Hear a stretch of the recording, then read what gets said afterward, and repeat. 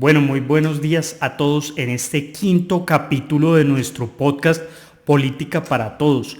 La idea de hoy es tratar dos temas relevantes de esta semana, como fue el inicio de las sesiones legislativas en el Congreso de la República e igualmente analizar la reforma pensional para ver en qué estado está. Finalmente, dos temas de Bogotá muy rápido. Uno, el decreto que cambió los horarios de funcionamiento y una ley que lo afecta relacionado con movilidad eléctrica. Pero empecemos por el primer tema. Iniciaron las sesiones en el Congreso de la República. Esto ocurrió durante la instalación de las sesiones ordinarias del Congreso. ¿Y cuál es la agenda legislativa del Gobierno Nacional? Hasta ahora ha presentado 3 proyectos de ley. El primero, el marco jurídico para la paz total, un proyecto de ley que está liderando el ministro de Justicia Montealegre, que busca que unas organizaciones armadas se puedan someter en este marco de la paz total. Y hay 3 tipos de organizaciones. La primera son los denominados GAO, que son grupos organizados que tienen un control territorial, pero no tienen una finalidad política. Los segundos grupos son también grupos organizados al margen de la ley, pero sí tienen una finalidad política. Y lo tercero son estas bandas criminales, por ejemplo, que controlan las ciudades con las cuales le interesa al gobierno nacional negociar. Vimos en Medellín cómo se montaron en la tarima varios delincuentes de las comunas que los subieron en mitad de un discurso público de Petro, y lo que se busca es tener un marco jurídico para negociar con todas estas bandas.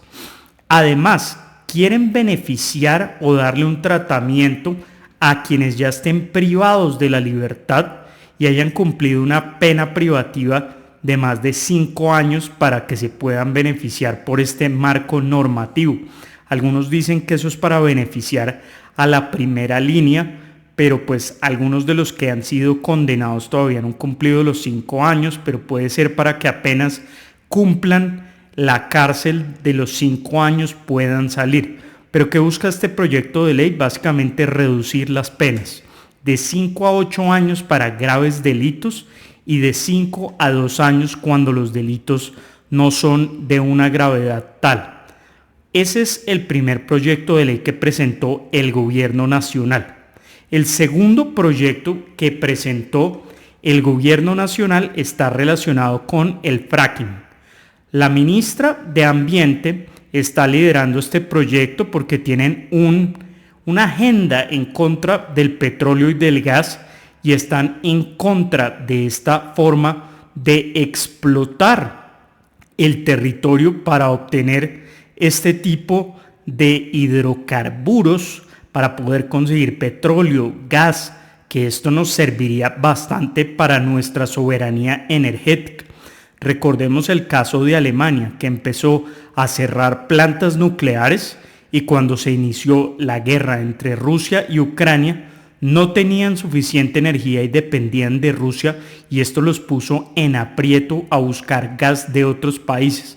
Y nosotros estamos recorriendo ese camino. No queremos explotar nuestro hidrocarburo, no queremos buscar gas, se han parado varios proyectos offshore, no queremos hacer fracking y las consecuencias de esto pues ya las estamos viendo porque estamos empezando a importar gas. Y Petro entonces dice que lo importen de Qatar, que lo traigan de otros lados.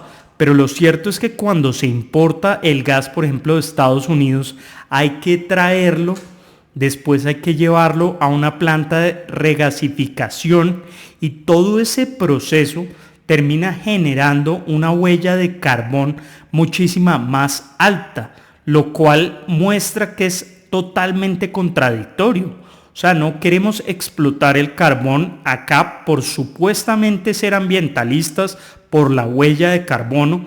Petro dice que es que el petróleo mata y asesina al planeta Tierra, pero lo cierto y lo práctico es que importar gas genera una huella de carbón muchísimo mayor traerlo de Estados Unidos, meterla en un barco, después cuando llega a puerto llevarlo a una planta regasificadora. Todo ese proceso termina haciendo que se produzca mucho más efecto invernadero. Es casi como nosotros producir la energía mediante carbón. Entonces es contradictorio. Nosotros estamos supuestamente con un discurso ambientalista, pero al final la huella de carbón es mayor, pero eso no es lo grave, sino que los colombianos van a tener que pagar muchísimo más por el gas, el doble, el triple. ¿Y esto a quién afecta? Pues a los más pobres, y eso es bastante cuestionable, que el gobierno siga con estos discursos ideológicos que lo único que hacen es encarecernos el costo de vida. Eso me parece muy grave. Pero sigamos con los proyectos de ley. El tercero que se radicó es el proyecto de ley para que el Ministerio de la Igualdad pueda seguir funcionando. Resulta que la Corte Constitucional estudió la ley que creó este ministerio y la declaró inexequible. ¿Por qué? Por vicios de trámite de la forma como se hizo, pero le dio la oportunidad al ministerio de continuar vigente durante 2 años y darle la oportunidad al gobierno para que tramitara un proyecto de ley en el Congreso para que este ministerio no muera. Pero lo que entiendo es que en el Congreso no hay buen ambiente y le quieren dar santa sepultura. ¿Por qué? Porque no está muy bien pensado este ministerio. Resulta que hay varias entidades como el DPS, que es el departamento administrativo que históricamente ha sido quien ejecuta estas políticas sociales, y se presentó una discusión muy grande de si eso debería quedar dentro del ministerio, pero no quedó, y este ministerio como quedó, pues no tiene funciones claras. Vimos que la ejecución bajo Francia Márquez fue muy baja, no lograron poner a andar este ministerio. Entonces yo no creo que el Congreso de la República apruebe este ministerio. Vamos a ver qué pasa. En cuarto lugar, el gobierno nacional tiene que presentar esta semana, aún no lo ha hecho, el presupuesto general de la nación, pero vimos cómo hubo un enfrentamiento en el Consejo de Ministros porque estaban estudiando y debatiendo el presupuesto general, y al presidente de la República le pareció que la inversión social era muy baja y dijo que si no se aumentaba la inversión, él no firmaba el presupuesto. Así que no sabemos cómo va a quedar. Lo que vimos inicialmente es que aumentaba el presupuesto en el doble del PIB, lo cual es curioso, ¿no? Está en una crisis fiscal y no sube el PIB, sino el doble del PIB, y además el presidente dice que no está de acuerdo con la inversión, que hay que aumentarla. Y como sabemos además, el gobierno ya decidió aplicar la cláusula de escape de la regla fiscal. ¿Esto qué significa? Endeudarse más. Entonces no sabemos cuál va a ser el presupuesto que van a radicar. Se tiene que radicar los primeros 10 días a partir del inicio de la legislatura, que es el 20 de julio. Vamos a ver qué presenta. Otro proyecto de ley que deben presentar en cualquier momento es la reforma tributaria. Quieren recaudar 26 billones de pesos. Petro ya está amenazando que se tiene que aprobar ese proyecto de ley, o si no las finanzas públicas se mueren. Pero aprobar un proyecto de esa envergadura el último año, la última legislatura, es prácticamente imposible. En el Congreso hay una especie de tradición, y es que el primer año se promueven y se sacan adelante los proyectos de ley del gobierno, el segundo es mixto, el tercero es un año del Congreso, se sacan adelante los proyectos del Congreso, y el cuarto no es de nadie, no se hace nada. ¿Por qué? Porque estamos en elecciones y todos los congresistas lo que buscan es reelegirse, así que la agenda legislativa no es muy ambiciosa, pero al parecer Petro quiere insistir y quiere avanzar con estos temas. Vamos a ver qué va a pasar. un tema que me preocupa mucho y es que el ministro de Trabajo Sanguino había anunciado que iban a radicar un proyecto de ley de incentivos y para aliviar a las MIPYME. En el debate, yo mismo, en el debate en la plenaria del Senado, anunciamos la presentación de un proyecto de ley, seguramente con mensaje de urgencia, el próximo 20 de julio o los días siguientes, que precisamente dé cuenta de una política integral de apoyo a la micro y a la pequeña empresa. Debo recordarle, Julio, que esa era una de las preguntas, o es una de las preguntas de la consulta popular. Y por supuesto que hay un compromiso del gobierno en esa materia. Porque a raíz de la reforma laboral, donde se aprueban recargos nocturnos, donde se aprueban recargos también en los dominicales y festivos, eso hace que la carga para las MIPYMES, para las micro y pequeñas empresas, pues vaya a ser muy alta. El Banco de la República habló de la pérdida de 500.000 empleos. El día de hoy vi un informe de Bancolombia donde mostraba cada sector y cuántos empleos se pueden perder, y era del orden de 480.000, lo cual es muy grave. Pero el gobierno nacional no presentó este proyecto de ley. ¿Y por qué me parece grave? Porque la forma como se destrabó la reforma laboral fue con ese compromiso, que el gobierno pidió que no se exceptuaran sectores, por ejemplo el hotelero, los bares, los restaurantes, las micro y las pequeñas empresas, sino que dijo no, aprobemos una ley general y después el 20 de julio con mensaje de urgencia aprobamos un proyecto de ley que tenga los alivios. Pero esto no ha pasado y eso es muy grave, así que hay que hacerle un llamado al gobierno nacional para que presente esa iniciativa cuanto antes, porque si no se van a empezar a perder muchos empleos. Eso me parece gravísimo y además la reforma laboral pues ya entró en vigencia.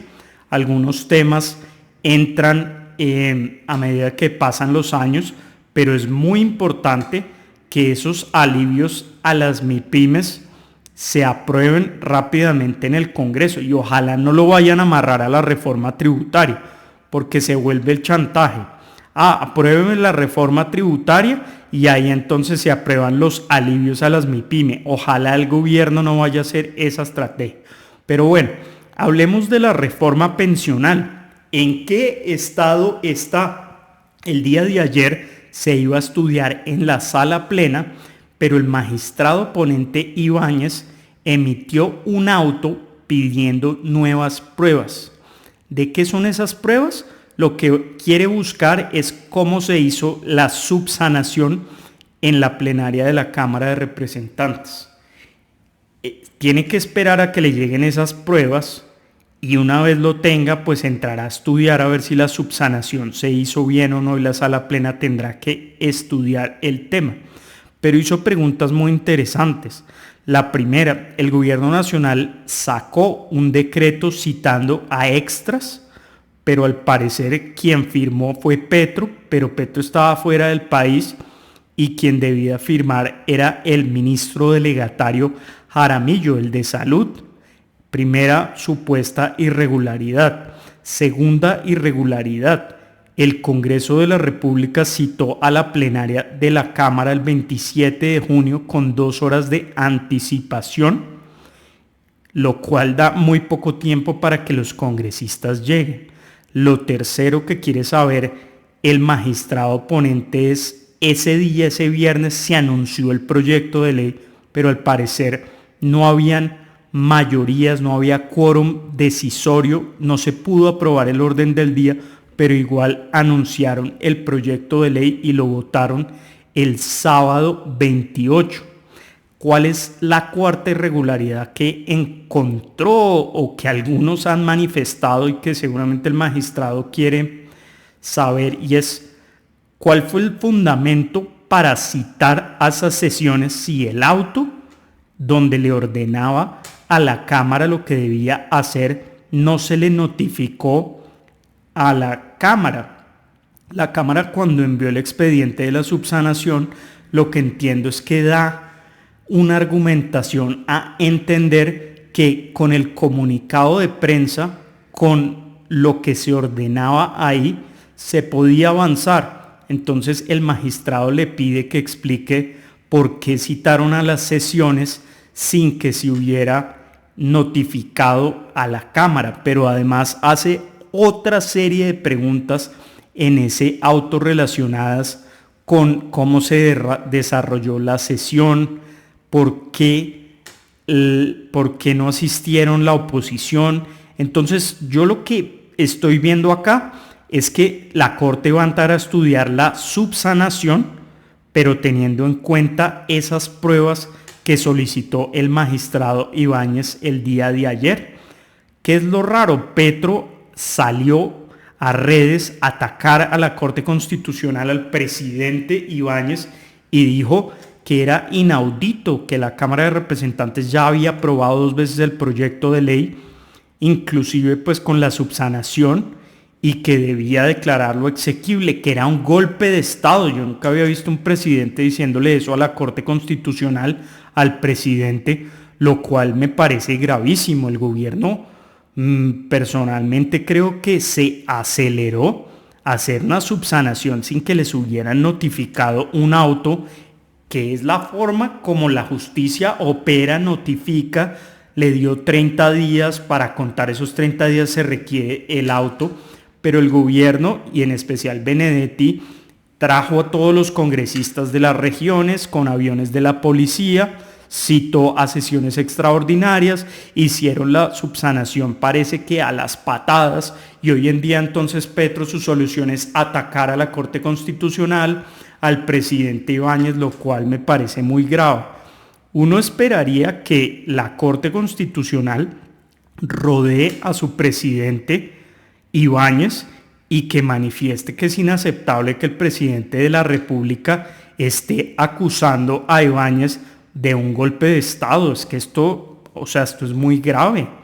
Al Consejo de Estado hace unos meses dijo que estaba incurriendo en el delito de sedición. Esto es un nivel de debate realmente preocupante.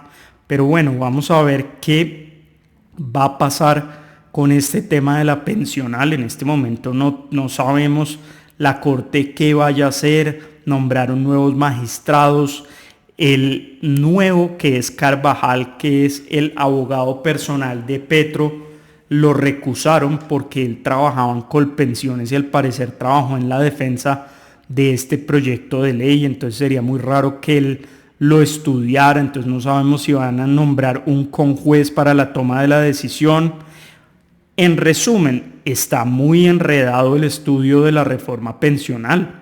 Yo creo que la Corte, cuando estudió la ley y le pidió al Congreso que subsanara unos vicios, lo que estaba buscando era sanear la reforma y salvarla, pero el gobierno se puso afanadamente a tramitarla con, al parecer, unos decretos convocando a extras y a la misma plenaria de Cámara que no tienen como sustento legal.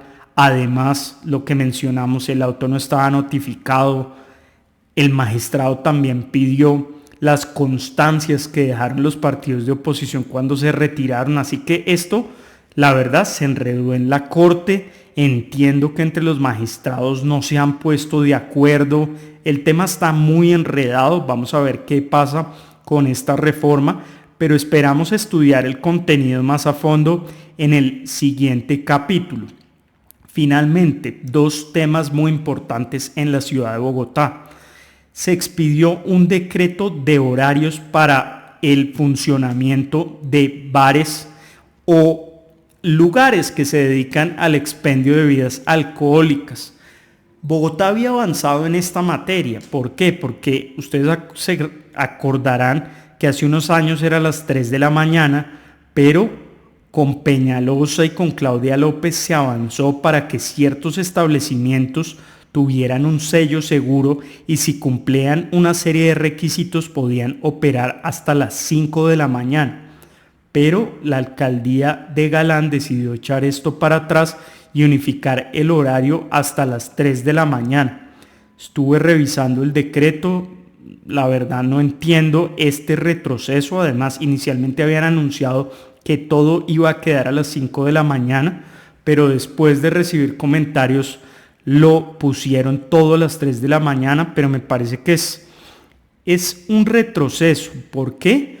Porque lo que se va a lograr ahora es ese escenario en el cual todo el mundo sale a las 3 de la mañana, uno ve las vías colapsadas, no hay transporte público, la gente camina por las calles y eso se presta para robos, se presta para riñas, pero no por el alcohol, sino justamente porque hay un exceso de personas. Entonces, lo ideal no es concentrar a todo el mundo, pero ¿qué deberíamos hacer? Es crear zonas seguras en la cual el distrito tuviera oferta de todo tipo, que hubiera ambulancias, que hubiera personal de la Secretaría de Seguridad promoviendo la convivencia, que la fuerza pública estuviera ahí, que la gente pudiera ir al transporte público como Transmilenio y montarse y solucionar el tema de movilidad, que los establecimientos prestaran el servicio de taxi, de movilidad segura. Pero esto la verdad fue un retroceso muy grande. No sabemos por qué lo hizo la alcaldía. Supongo que a raíz de algunos aumentos de la criminalidad, especialmente en todo el tema sicarial, están tomando medidas de diferentes tipos para tratar de bajar los indicadores, pero yo no creo que este tema vaya por ahí. No creo, la verdad, que ese tema de homicidios tenga algo que ver con el horario de la fiesta, así que me parece que es un gran retroceso. Vamos a ver si la alcaldía de Galán modifica ese decreto, porque, por ejemplo, un establecimiento de comercio como un bar, un restaurante, que ahora tiene que pagar horas extras a partir de las 7 de la noche, que los dominicales y festivos tienen un recargo del 100%, y ahora el horario de funcionamiento ya no va hasta las 5 de la mañana, sino hasta las 3 de la mañana. Esto va a afectar a muchos establecimientos de comercio y además afectan siempre a los legales. Tenga usted la certeza que ese amanecedero, ese sitio que ahora le llaman disque sindicatos, va a seguir operando de forma ilegal y muchas veces no sé por qué no los controlan, pero al legal le están poniendo ahora a pagar recargos nocturnos, dominicales, tienen menos horas para trabajar, lo cual yo creo que va a afectar gravemente al sector Horeca, que es este sector de hoteles, restaurantes, bares, lo cual me parece muy grave y es un tema que hay que ponerle la lupa y el seguimiento porque se van a quebrar varios establecimientos de comercio. Y finalmente, Petro sancionó la ley de movilidad liviana. ¿Esto qué hace? Que ciudades como Bogotá, que tienen ciclorrutas donde antes solamente andaban las bicicletas, ahora se van a llenar de patinetas eléctricas que logran altas velocidades, motos silenciosas eléctricas que si bien pesan menos, igual andan a altísima velocidad, y es una ley muy negativa. ¿Por qué? Porque se vuelve inseguro transitar por las ciclorrutas. Ahora se le llama cicloinfraestructura, pero lo cierto es que esto expone a los peatones, a los ciclistas, se va a prestar para accidentes de tránsito. La ley dice que hay un tope de velocidad en las ciclorrutas de 25 kilómetros y en las vías ordinarias de 40 kilómetros, pero esto, lo que hemos visto quienes andamos por las ciclorrutas, es que pasan a altísimas velocidades. No sabemos qué va a hacer la alcaldía de Bogotá. Ojalá empiece a poner controles, a exigir que se cumpla, que usen casco, chaleco reflectivo, pero que controlen la velocidad. Pero además esta ley que sancionó la semana pasada trae 3 perlas. 1, no le exige SOAT a esos vehículos livianos eléctricos. Entonces, si hay un accidente, ¿quién paga? ¿Quién responde? En segundo lugar, no se le exige licencia de conducción y tampoco matrícula al vehículo. Entonces esto va a ser una proliferación de la venta de estas motos, de estas patinetas eléctricas, que yo creo que va a ser un caos en la ciudad de Bogotá. Me parece que es un retroceso gigantesco, pero bueno, ahora hay que mirar qué hay que hacer. Se podría demandar ese artículo que establece esas exenciones o beneficios de no exigirle el SOAT, la licencia y la matrícula. ¿Por qué? Porque se metió en cuarto debate. Uno podría demandar eso por consecutividad ante la Corte Constitucional. Pero la ley como tal seguramente hay que modificarla, y este es un llamado a la bancada del Consejo, que se llama la bancada de la bicicleta, que presente un proyecto de ley y lo impulse. Desafortunadamente Petro no quiso ir, ni su ministra de Transporte, que le pidió que no sancionara esa ley, pero ahora vamos a ver esto cómo se va a comportar. Pero mi miedo además es que las motos normales se empiecen a meter por las ciclorrutas y esto se va a volver un caos terrible. Vamos a ver qué pasa. Muchas gracias a todos por acompañarnos en este capítulo del podcast Política para Todos.